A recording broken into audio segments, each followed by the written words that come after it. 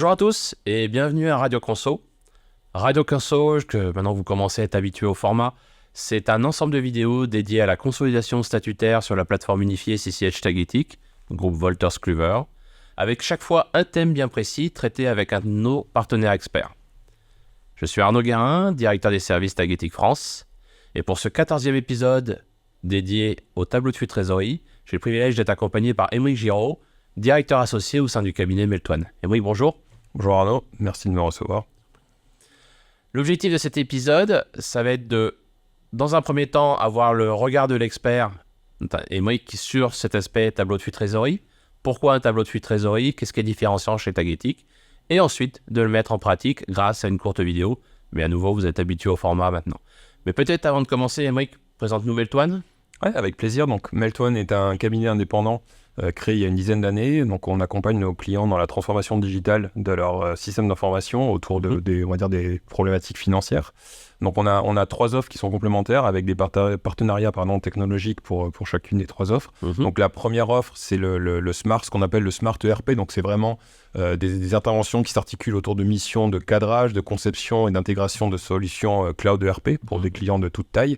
La seconde offre qui nous intéresse aujourd'hui plus particulièrement, donc la partie pilotage de la performance ou EPM, avec des problématiques autour de sujets d'élaboration budgétaire, de planification, de reporting, de gestion, mais également évidemment de sujets de consolidation statutaire, Le thème du jour. voilà, de thème du jour, de réglementaire, parfois même du prudentiel, et puis avec un partenariat très fort avec Tagetik sur lequel je vais revenir dans quelques secondes, et puis une troisième offre en fait qui est vraiment complémentaire des deux autres, la partie Data and Analytics, où nous accompagnons nos clients sur l'ensemble de la chaîne d'exploitation de leurs données, leur permettant ainsi de restituer finalement les informations à tous les niveaux de leur processus opérationnel, marketing, supply chain, finance. Donc il faut vraiment voir ces trois offres comme une intégration un peu verticale de la donnée transactionnelle jusqu'à vraiment la partie restitution finale. Donc le bout en bout, du Smart ERP en passant par le PM jusqu'au Data Analytics. C'est ça, donc il y a vraiment cette logique-là. Donc quelques chiffres autour de Meltoine, donc c'est à peu près 150 collaborateurs en France aujourd'hui. Donc on a 5 bureaux. On a un bureau principal à Paris évidemment, et puis on a créé des bureaux il y a quelques années aux États-Unis, donc en Amérique du Nord, au Canada également, Bogota, Colombie. Et puis, ça fait sourire souvent d'ailleurs. Et puis, c'est pas forcément à Bogota. Oui, il y a un rationnel derrière que je n'expliquerai pas ici. Mais, d'accord. Et donc, tout récemment, on souhaite également couvrir la zone APAC. Donc, on a ouvert un bureau à Singapour. Et puis, je reviens très, très rapidement sur le partenariat finalement très fort avec Wolters Kluwer et Tagetik, donc, qui a été initié dans la foulée de la naissance de Meltoine. Et donc, finalement, le résultat aujourd'hui de ce partenariat, c'est à peu près une cinquantaine de consultants certifiés, opérationnels, formés sur la solution, et puis un track record de plusieurs dizaines de projets live sur tout type d'industrie, tout type de reporting. Voilà, donc on a vraiment cet ancrage très fort entre nos deux sociétés. Et donc, c'est pour ça que je suis aujourd'hui ravi d'être là pour pouvoir vous parler du TFT. Merci pour cette présentation de Meltoine. Alors aujourd'hui, sur l'épisode 14, on va travailler sur le tableau de flux de trésorerie, le TFT, que d'autres appellent le CFS, Cash Flow Statement. Comme vous pouvez voir à l'écran, nous nous situons au niveau de Financial Close and Consolidation, au bout de la flèche bleue. Alors, le cash flow, ou CFS, ou Cash Flow Statement, on a quelques idées, la variation de cash, l'opérationnel, le financement, l'investissement. Mais en quoi c'est important dans un processus de consolidation statutaire et quels sont les différenciants de CCH Tagetik, Aymeric, selon toi? Alors effectivement, le TFT intervient vraiment en fin de cycle de la production des comptes consolidés. C'est un peu le juge de paix avec un autre état qu'on appelle la variation des capitaux propres ou VARCAP. Voilà, donc c'est vraiment un peu les deux états de bouclage des états consolidés. Donc, ce qui permet de savoir finalement si tout le travail qui a été fait en amont a été correctement fait. Donc la présentation peut varier finalement d'un client à un autre, mais le principe de construction reste le même. On a l'utilisation de comptes de PNL et de croisement compte flux du bilan avec des signes. Donc c'est une mécanique qui est finalement assez simple, mais qui peut vite être complexe du fait de la volumétrie, notamment des plans de compte qui peuvent être assez importants. Et donc on a plusieurs visions qui doivent aussi cohabiter souvent pour nos clients. Donc une vision consolidée bien évidemment, sociale, agrégée, détaillée, etc. Donc on doit combiner tout ça. Et puis on a un besoin très fort pour être capable de comprendre finalement d'où viennent ces montants, de pistes d'audit et d'analyse qui est absolument indispensable à la production du TFT. Donc on est sur une piste d'audit, il faut ce TFT soit du résultat net, soit du résultat d'exploitation. Et vraiment on veut comprendre cette piste d'audit. Alors En quoi Tagetic a des éléments différenciants? Alors, Tagetic, effectivement, est assez finalement unique en son genre, puisqu'on a l'utilisation, alors je vais pas, on verra dans la vidéo, mais on a l'utilisation d'un objet qui est très important, qui s'appelle le FST pour Financial Statement Template, Mhm. qui permet de structurer la présentation en fait, des états financiers, dont le TFT, mais pas que. On peut avoir aussi des présentations très normées d'un PNL, d'un bilan, etc. Et avec la possibilité finalement de sélectionner très facilement les éléments du plan de compte, d'inclure des lignes de présentation, des formules. Ça, c'est quasiment à la main de l'utilisateur final. Alors, c'est pas recommandé puisque chacun va pas faire son Son TFT, mais TFT dans son coin, voilà, ouais. on n'a pas forcément la complexité technique qu'on peut avoir sur d'autres solutions avec des tables de mapping, des coefficients, etc. Donc, on est vraiment sur quelque chose de très intuitif. Et puis, on a la possibilité, ça aussi, c'est finalement un gros avantage, un gros atout de la solution, de dupliquer très facilement une structure existante pour en créer une nouvelle.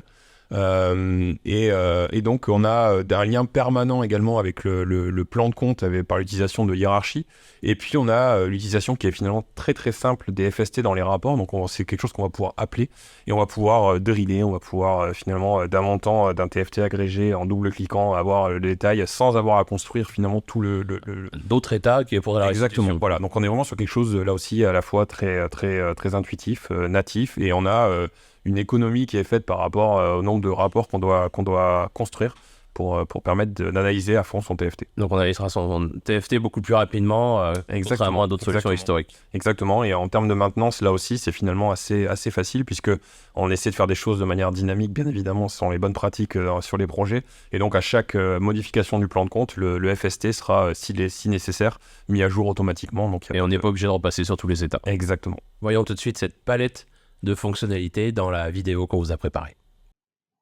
Nous allons aujourd'hui vous présenter la façon dont le TFT, le tableau de fruits de trésorerie, est construit et utilisé en Tagetic. Dans un premier temps, nous allons nous intéresser au rapport avec certaines de ses fonctionnalités, et dans un second temps, je vous montrerai la façon dont il est construit et maintenu dans la solution.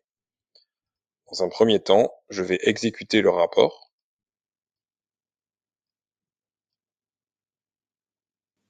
Je m'intéresse ici aux données de juin 2023 pour l'intégralité du groupe et pour l'intégralité des catégories et des natures.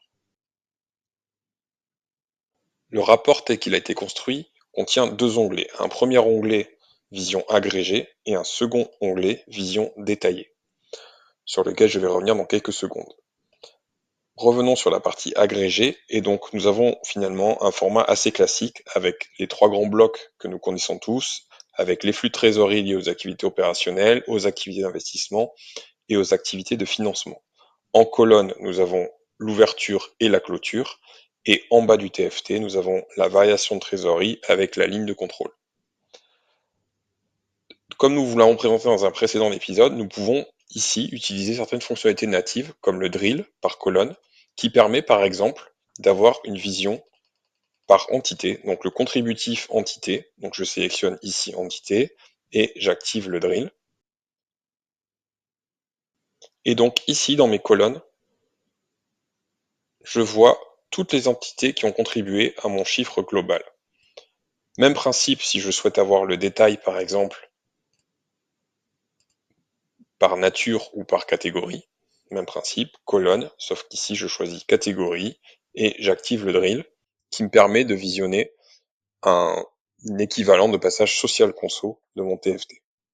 Donc voici les différentes natures ou catégories avec d'abord l'alias et tous les retraitements automatiques qui s'enchaînent pour arriver au total. Je reviens sur mon état et je vais m'intéresser maintenant au TFT détaillé. La vision détaillée finalement correspond au détail des croisements rubriques flux qui ont été utilisés pour construire ce TFT. Je précise tout de même qu'il s'agit ici uniquement des croisements qui sont alimentés.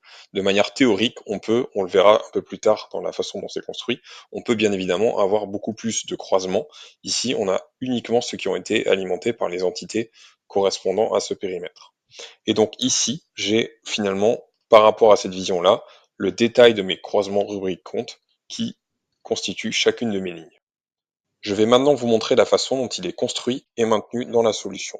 Un TFT se construit depuis la dimension compte en utilisant une fonctionnalité qu'on appelle le FST pour Financial Statement Template, qui correspond à un modèle de présentation des données en utilisant la dimension compte. Le TFT IFRS a été construit de cette manière. Le premier écran ici permet de définir l'intégralité des lignes qui seront utilisables ensuite dans le rapport.